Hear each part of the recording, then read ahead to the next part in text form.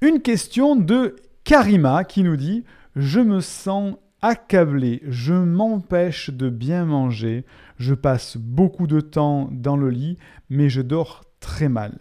Zéro activité sportive ou artistique. Mon énergie, je la dépense en cherchant le conflit en permanence. Dites-moi s'il vous plaît comment je peux sortir de ce cercle. »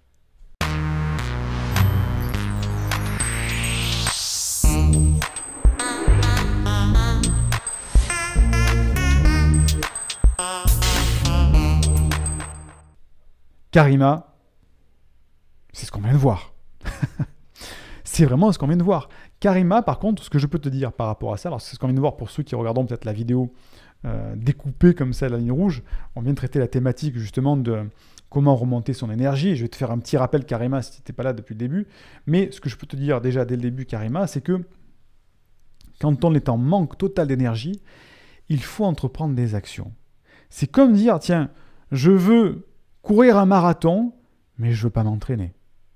Tiens, je veux aller me promener et faire des balades de 2 heures, mais par contre, je ne veux pas sortir de chez moi. Il faut obligatoirement sortir de sa zone de confort à un moment ou à un autre. Je sais que ce n'est pas facile quand on va pas bien. Je sais que ce n'est pas évident, mais on n'a rien sans rien. Il faut déclencher une action.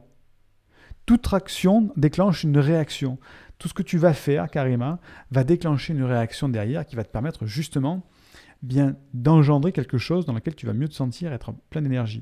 Donc tu me dis, je me sens accablé, je m'empêche de bien manger, je passe beaucoup de temps dans le lit, mais je dors très mal, zéro activité sportive ou artistique.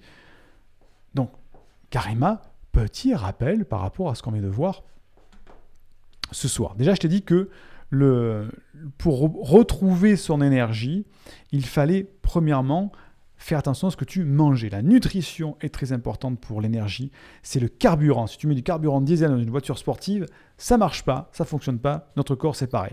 Deuxième chose, c'est les pensées.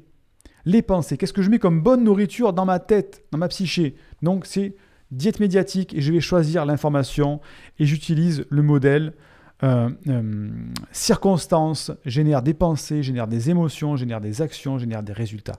Et ça, dans un axe positif, bien sûr. Il y a aussi l'activité physique. L'activité physique, pas le sport, l'activité physique pour justement déclencher des bonnes hormones qui vont te mettre dans la bonne énergie. Il y a apprendre à écouter ton corps, savoir ce qui est bon pour toi et mauvais pour toi, les bonnes situations, les mauvaises situations, les bonnes personnes, les mauvaises personnes. Ok ? Garder ta capacité à t'émerveiller.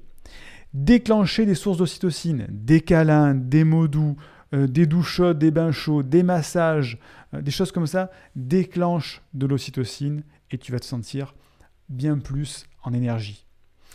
Bien sûr aussi, faire des pauses sans culpabiliser, je l'ai expliqué, les pauses, c'est comme le sport de haut niveau, on ne peut pas s'entraîner sans temps de pause pour récupérer et se renforcer. L'énergie, c'est pareil. Si on est tout le temps dedans, on court, les œillères, on ne se repose jamais. Donc, il faut s'accorder des pauses sans culpabiliser, toujours. Et bien sûr, aussi, dernier point très important, c'est le langage non verbal.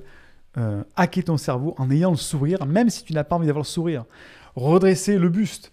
Voilà, les épaules en arrière, le buste. Si toute la journée, tu es comme ça, avec la tête comme ça, comment est-ce que tu veux que ton cerveau aille bien? Sourire. Redresser le buste, je vais bien. Et tu envoies un signal au cerveau que tu vas bien. Voilà, tout ça, Karima, fait que tu vas te sentir bien et je te recommande d'aller regarder la rediffusion de cette ligne rouge si jamais tu as besoin d'informations plus précises parce que je l'ai développé tout à l'heure. Karima, j'espère t'avoir aidé. Indique-moi en description à quelle adresse t'envoyer la formation offerte réservée aux personnes à haut potentiel qui s'intitule « Canalise tes pensées envahissantes et profite de l'instant présent ». Et surtout, partage cette vidéo à une personne de ton entourage que ça pourrait aider et n'oublie pas, comme le disait Einstein, la folie c'est de toujours faire la même chose et de s'attendre à un résultat différent.